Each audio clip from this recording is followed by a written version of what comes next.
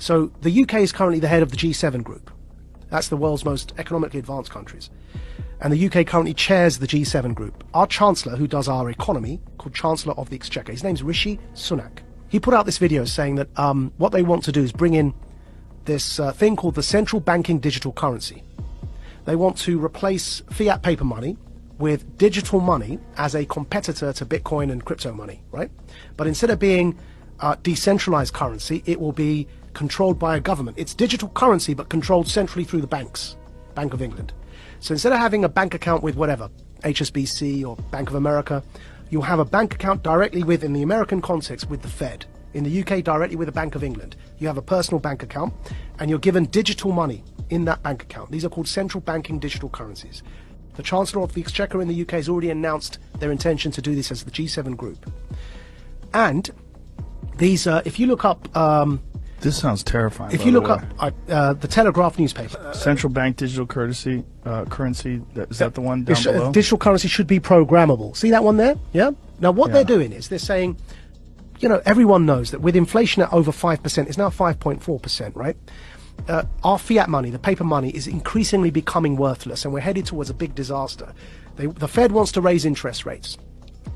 But we're in so much debt that if you raise interest rates, people are going to suffer because we're living on debt as Western economies.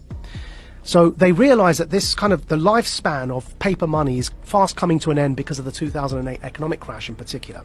So they're bringing in these central banking digital currencies. Why is that word programmable in there? So what they said in that article, and the Chancellor put a video out saying this as well, they've said that this money that you will earn from work, instead of having paper money, you have this digital money. It's programmable so that you can't buy certain foods, or if you do something that your employer doesn't like, it's all in that article. You won't be able to spend your money. In other words, it's not money. They're vouchers. They're like food vouchers. And they can be programmed so that, like the Chinese social credit system, that if you try and use them on a certain thing, it won't work. You say you want to buy a burger and they want you to buy bugs, which is one of the examples used. If you start to try and buy unhealthy meat, it just won't work. You tap your card, you can't buy the thing because you've met your quota that month of burgers. You have to buy something like a vegan meal. So it won't just be money in the sense of the way we have dollars or pounds today. Yeah. It'll be something that's controlled in terms of your ability to distribute it. Which is why I'm calling it a voucher. It's a coupon. But even a coupon, if you have a coupon to buy bread, you can still buy the bread. Yeah. Like, you can't buy, see that coupon to buy bread, what you can't do is buy a burger with that coupon. It's for bread. Right. Yeah? Right. Do you feel like you're sounding the alarm Yes. for people that don't understand what is going on? So here, I've pulled it up for you here, yeah? So there's the video. The group of the world's 7 most advanced economies, the G7, is launching a set of public policy principles for retail central bank digital currencies, CBDCs. Central bank digital currencies could be a digital version of money, a bit like a digital banknote. Right, so that's the guy who runs our economy in the UK. His name's the Chancellor of the Exchequer. And here is the article. Bank of England tells ministers to intervene on digital currency programming, yeah? And here's a quote from the article. Digital cash could be programmed to ensure it is only spent on essentials or goods which an employer or government deems to be sensible. Holy shit. I'm going to take it one step further for you, Joe, right? So the checkpoint Charlie exists everywhere. They bring in digital banking, central banking digital currencies. You've got a scenario now that you're checking in and out everywhere you go using vouchers that are programmed, and you can only spend where you're told you can spend them. There's another word for that, man. That's called the Chinese social credit system.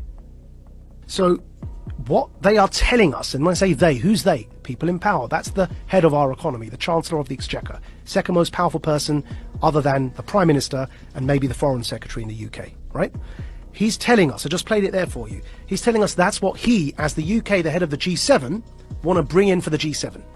And if I'm speaking to you the way I'm speaking now, and my employer or government, you heard that in the quote directly, yeah, deems me as saying or doing something inappropriate, suddenly I can't actually pay to come here and speak to you anymore. My digital currency won't even pay for the ticket because it will be known that I'm coming to speak to you.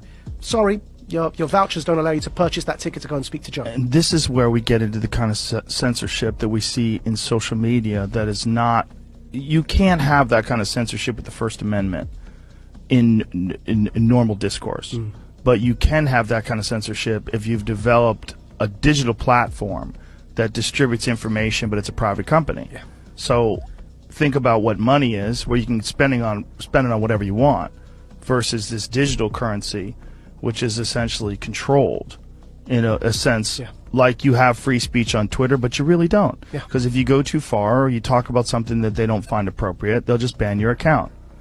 That could be what we're looking at in terms of what we think of as free speech being social media platforms, could be what we think of as your free range ability to buy whatever you want with whatever money that you've earned.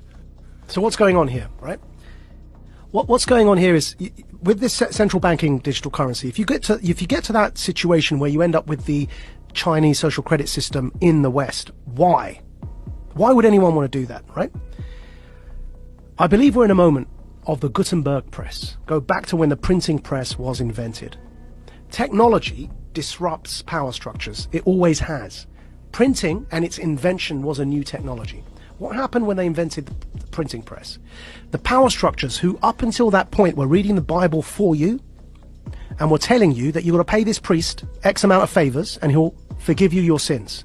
And that became a bribery system, right? Which is what Martin Luther was so upset about when he pinned his thesis to the wall. The printing press disrupted that power dynamic because people could read the Bible for themselves. And they began realizing that the power structures were manipulating what was written to control people.